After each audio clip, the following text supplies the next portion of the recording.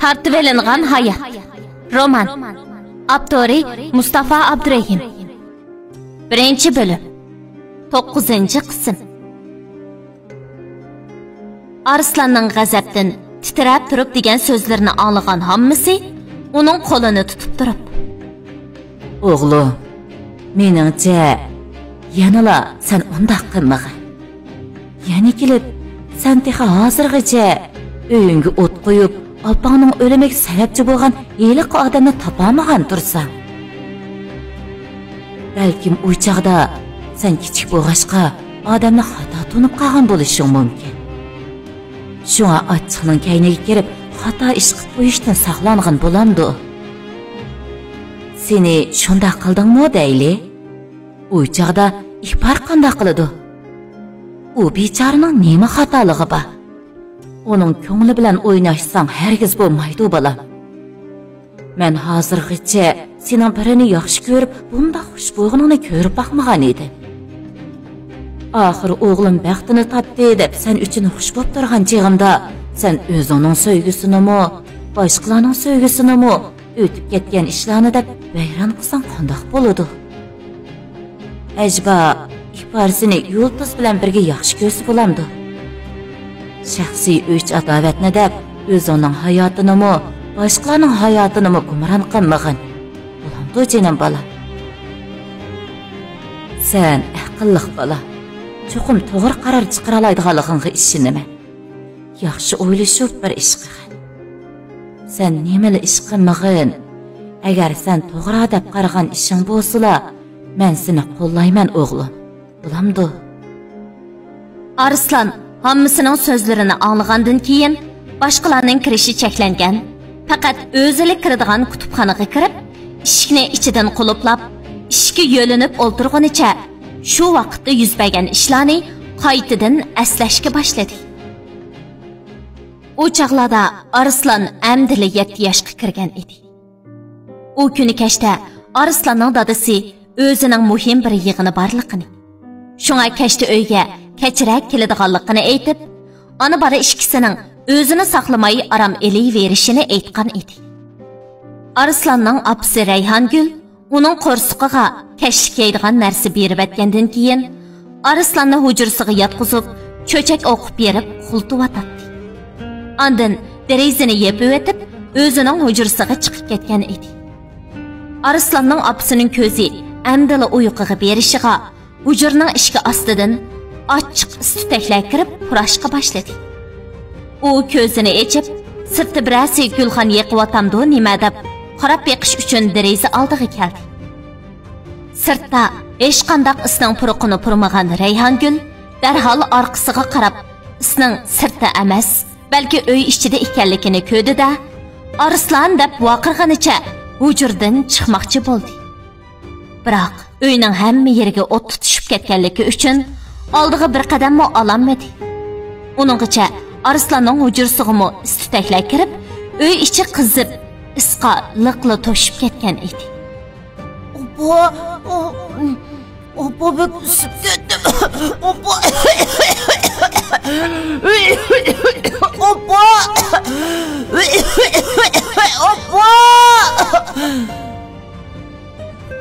Arslan qattiq yo'tilib, shu gaplarni deganicha o'rnidan turdi va burnini qo'lida etib olib, hujrasidan chiqmoqchi bo'lib, eshikni ochdi. Biroq u opasiga o'xshash oldiga bir qadammo ololmadi. Ona bola ikkisi bir-birini ko'rdi. Biroq yaqinlashishga amalsiz qolgan edi. Arslanning hujrasi bilan uning dadasi opasining hujrasi odunma-odul edi. Arslan, "Apa, meni qutqizib ol" deb nola qilib, oxiri o'ni bitib, ko'zlari to'rlashib, yerga yiqildi. Arslanning ovozining tuyuqsiz to'xtab, yerda yetib qolganligini ko'rgan Rayhongul puti ko'ygan to'xidek tipirlab, joyida turolmayli qoldi. Va oldida lavildab kuyayotgan o'tqimi parvo qilmasdan, o'g'li Arslan tarafga qarab mandi. O't ustiga har bir dastiginida tapinidan bo'lqida mix qoqqandek bir og'riq uning jon-jonidan o'tib ketadi. U o't ustiga dasab, chidab turib tazliq uyiga kirdi. va esiqliq turgan barliq lo'ngilarni so'g'ichilab, ho'l qilib olgandan keyin lo'ngini beshiga ortib oldi. Ondan bir dasta suv elib chiqib, eshik oldiga chashdi. Biroq so'ning hech qancha unumi bo'lmagan edi. U yana bir dasta suv elib, lo'ngilarni dastiki suvga tashlab, o't ustiga dastigandagi og'riqda qattiq varqirab, nola qilg'ach o'g'lining yeniga keldi. Oldi bilan u dastiki suvni Arslonga to'kdi. Ondan lo'ngilar bilan Arslonning badanini o'rab, o'zining putining ko'yishigimi parvo qilmasdan sirtqa qarab yugurdi. U eshikdan chiqquncha orolni bardoshlik beraligan edi. Eshikni ochib, Arslonni eshik oldidagi yerga otdi. Arslon yerga go'pli qilib tushishiga undan "Apa" degan ovoz chiqdi. Rayhongul eshik oldida butun badaniga o't tutashgan holda qo'lini o'g'liga uzatib, holsiz holda "O'g'limni qutqizib elinglar" deb varqiravotdi.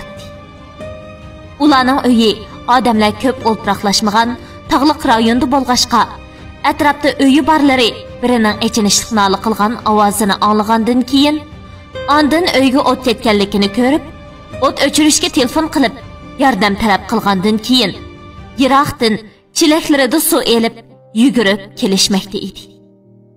Arslonning opsiga yaqinlashamay, opsi Arslonga qo'lini so'zib yetib, echinishlik nola qilishyotdi.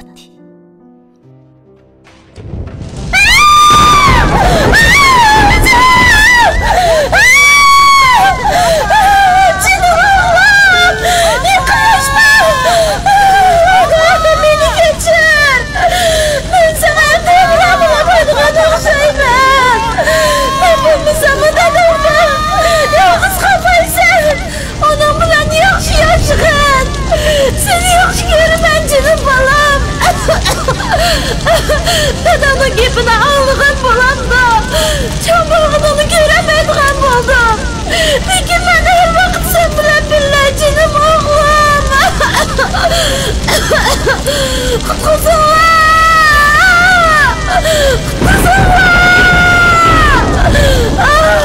Kutkusunlar!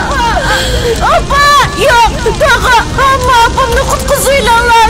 Ötünü kolay. Apamı tükürüp yokap gididiğen buldu. Apa! Apa!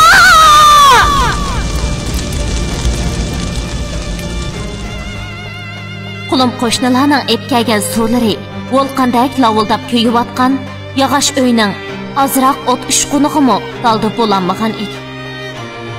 O't o'chirish atirti bilan jiddiy qutqizish mashinasi tog'liq rayonga kelib bo'lguncha Rayhongul Arslonning ko'z oldida kuyib tugab, faqat ustixonali qolgan edi. Ona degan nima degan ulug' inson, ha? Farzandi uchun nimalarni qilmaydi, yana nimalardan kashmaydi. Hatto vaqti kelsa, mana mushuninga o'xshash aziz tenini farzandi uchun otiyolaydi. Rayhongul lavuldab kuyib-atgan o't ichida Arslonni ko'tirib mangandagi putining kuyuk og'riqi, atrofda kuyib-atgan o'tlarning qushqonlarining chachirab, chechi, qosh ko'zlarining ko'ygandagi ochiq kuyuk azobi va shundoqla butun badanining o't ko'yib, o'ga-o'galarga bag'andagi og'riq azobini bir o'zidan boshqa hech kim bilmaydi. Atrofda qarab turganlarmi, "Apla kuyib ketdi" deydi. Yuragi echishidi. Biroq hech kim uning azobini his qilolmaydi. Onani ta'riflash uchun tilimiz ojizlik qiladi.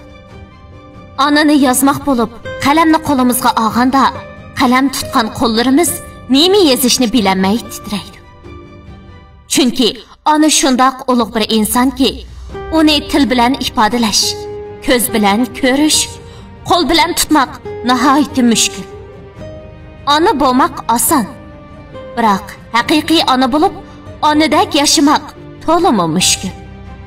Yanada onasi borlarning umrining uzun bo'lishini, onasi yo'qlarning ko'ngliga tasalli, xotirjamlik, mangu baxt omad tilayman.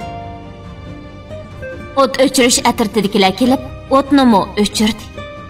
O'tni butunlay o'chirib bo'lganda, Rayhongulning yerda chechilib yotgan quruq ustixonlari, ko'yib tugab bulanmagan yog'ochlar va uy ichidagi temir tasaklar liqib qolgan bo'lib, uningdan boshqa hech nimani ko'rgili bo'lmaydi.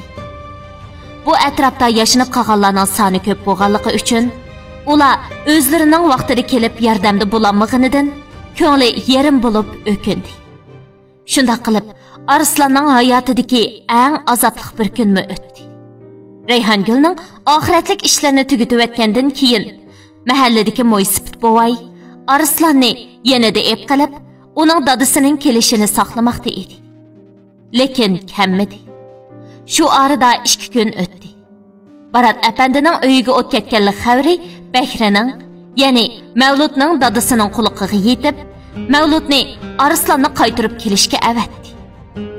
Mavlud dadasi Bahrining aytib bergan adresi bo'yicha kelib, Arslanni mo'ysipitning yenidan yondirib elib keldi. Arslan o'zini qayerga elib manganligini so'raganda, Arslanni bag'riga besib, peshonasiga so'yib qo'yib, yana bir o'yinga degandan boshqani demagan edi. Arslan dadasi bilan ko'rishkisi borligini aytganda, Mavlud bir ig'izmi javob berolmagan edi. Chunki qattiq zarbaga uchrab, opasidan amdila ayrilib qolgan kichik o'g'longa yana bir zarba bergisi kelmagan edi. Mavlud Arslanni dadasi Bahrining yeniga ep keldi. Bahri Arslanni yeniga chaqirib, bundan keyin mushiyada turadiganligini deganda, "Men dadamning uyiniga ketaman. Meni dadamning uyiniga olib qo'yinglar. Dadam qayerda? Dadamning uyiniga borib bor. Dada!" deb yig'lab, Bahrining beshini aramida qo'ymagan edi. Oxiri Bahri bu ishni yo'shirsa bo'lmaydiganligini, navoda keyin bilsa texmi bak zarba bo'ladiganligini o'ylab, uningga dadang oqshom yig'inga mangucha qatnash hadisida qazo qildi deb javob berdi. Arslan, ishonmayman. Dadam hayot, o'lmadi. Meni dadamning yeniga opringlar deb yig'lab, faqatla to'xtamadi. Uninggacha qarindishining o'limi. Shundaqla birli vaqtda Rayhongulning o'tni kuyib qazo qilganligini anglagan Arslanning hammasi Amangul xonim yurtini tashlab, enisi Barat yashayotgan shaharga kelgan bo'lib, boshqalardan so'rab Bahrining uyiga kelgan edi. Arslan hammasini ko'rib, uning bag'riga o'zini etib, to'xtamay yig'ladi. Amangul xonim ham jiyanining kichik turibla ota-onasidan birli vaqtda ayrilib, qora yetim bo'lib qolganiga qarab, ko'ngli yerim bo'lib, umi yig'lab tashladi. Bahri apandi Arslanni o'zining yanida ep qilishni deganda, Amangul xonim qo'shilmaydiganligini deb qo'yib, jiyanini elib Bahrining yenidan chiqqancha, udul enisi Barat bilan Arslanning opasi Rayhongulning qabri beshiga bordi. Ta'ziya bildirib o'tgandan keyin Arslanni elib o'z yurtiga qaytib ketdi. Biroq ishlar Amangulning o'ylig'inidek bo'lmadi. Amangulning eri uchiga chiqqan pixsiq, aroqkash, qimorvoz bo'lg'achqa, u Arslanni ko'rib, "Bu yetimak bu yerda nima qiladi? Bizning uy yetim yesirlarni beqish paravollik o'rnimikan? Bundan keyin bu uyda meninkini yeb, meninkini ichib, menikini kiydi degina. Uxlab tushing. Ma'u so'yimini naga pasang apa. Barat degan itning kuchiga meni sanimga qo'l tekkizibsan deb shuncha qattiq urvagan. Bo'lmasa dadimni bu o'limtikdan olaychi. Ajab yaxshi kapsa bu manqa. Daltishim, manqara ey. Dadam degan latiga ayni chaqda menga 1000 yuan pul berib tursangiz deb shuncha yolbursammi? Sen degan qimorvoz, pul bersam haroq ichib, yana qimor o'ynaysan deb pul bermay, qimorda urtirayotgan pulni to'layolmay, ma'o barmoqimdan ayrilib qolgan edim. Ko'rdingmi qo'limni? Ko'rdingmi? Ey, bu jahon nima degan odil-a? Burun tog' otlab kelsa, hozir bo'so'g'a otlab keladigan emasmi? Ha? Hey Barat. O'zingning mushundaq kuniga qilishingni xulasang tushundimi ko'mas o'g'itding, ha? Manqirg'ina, hey tazay, manqirg'ina. Nega borsang mening uyimning ishki sana ochiq emas. Dadangmi menga yordam qilmagan. Shuning uchun men sana yordam qilmayman. Aman, maaşımını nega pasang aprava? Bo'lmasa, mendan dumbayasizmi? Qutuma. Manqirma sen bilan qo'shab urimi toza. Amangulning eri shundaq deb Arslanni ittirginicha eshikdan sirtiga chiqarib atgan edi. Amangul eri bilan urushib Arslanni ep qolganmi bo'ldi. Biroq Arslan bu uyda turganning badaliga har kuni kechda Amangulning eri haroq ichib olsa, udul uyga kirib birinchi bo'lib Arslanni uratdi. Orqadan o'zining putini yo'yg'ili, ondan butun badallarini tutquli salatdi. Amangul jiyanini o'zim boqaman deb ep kelib, uni xorliqda qo'yg'iniga yurib chidamay, oxiri Bakriga o'zi telefon qilib, Arslanni ep ketib, o'zining yanida ep qilishini o'tindi. Bakrimo Amangulning telefonini topshirib olgandan keyin Mavludga darhol aeroplanga bilet elib, Arslanni qaytirib kelishni aytdi. Shunda qilib, Bakri oxiri Arslanni yandirib ep kelib oldi. Uning hammasining uyidagi azobli kunlari mushuning bilan oxirlashgan edi. Kunlarning o'tishiga agishib, Arslanmi bu uyga asta-asta ko'nib qoldi. U 15 yoshga kirgan yili bir kuni maktabdan qaytib kelib, tuyuqsiz Bakirning uyidagi kutubxonada birining ovozi quloqiga kirib qolib, ishga quloqini yoqdi. Hamma ishlarni sil deganda qilgan tursam, nemish qilib meni yiroqqa ketdinglar? Men sizlarga dedim-ku. U ishda men iz qoldirmagan. Biroq hech kim Baratning o'g'lining u o't opitida hayot qilishni o'ylamaganda. Men sizlarning deganlari bo'yicha vazifamni tamomlab, ayol ikkisini o'xshamagan ikki yerda qasildim. Hozirgacha qilgan ishimda rozi bo'lib kelyaptilar. Endi tuyuqsiz meni ketdaydilar. Agar u odam gapini deb shu yerga kelganda Arslanning somkisi ishga tegib ovoz chiqib ketdi. Shuning bilan u yuguribla Krisloning oldidagi ustalning ostiga mo'kib olgan edi. Kutubxonaning ishga ochilib, jim turib o'tgandan keyin yeliqi odam o'g'ri mushukdek mengib, putining uchida dasab uydan chiqib ketish uchun mangdi. Arslan u odamning chiroyini ko'rish uchun shuncha tirishgan bo'lsa-mu, biroq ustal yopqish to'sib olganligi uchun uning chiroyi taq turqini ko'ranmadi. Lekin u odamning beligida cho'ng qilib chekib olgan kepinak chekmasini ko'rdi. U odam ketib bo'lgandan keyin kutubxonada kim borligini ko'rish uchun shuncha saqlagan bo'lsa-mu, biroq ichidan hech kim chiqmagandan keyin ustalning ostidan chiqib, o'zining hujurasiga chiqib, eshikni ichidan taqab, ota-onasi uchun yig'ladi. O'zini qo'yniga olgan odamlarning asli mehribon kishilar emas, balki ota-onasining qotili ekanligini bilib, ichi ochiq bo'ldi. Va mush uyda turib, ota-onasini o'ldirishga buyurgan asli odamning kim ekanligini tepishga o'ziga va'da berdi. U shu kundan boshlab hammaga gumon nazari bilan qarab, Bakridan gumonlandi. Biroq u uningga hammadan bak yaxshi muomala qiladi. Bakri Arslan 16 yoshga kirgan yili yurak kasali sababidan olamdan o'tdi.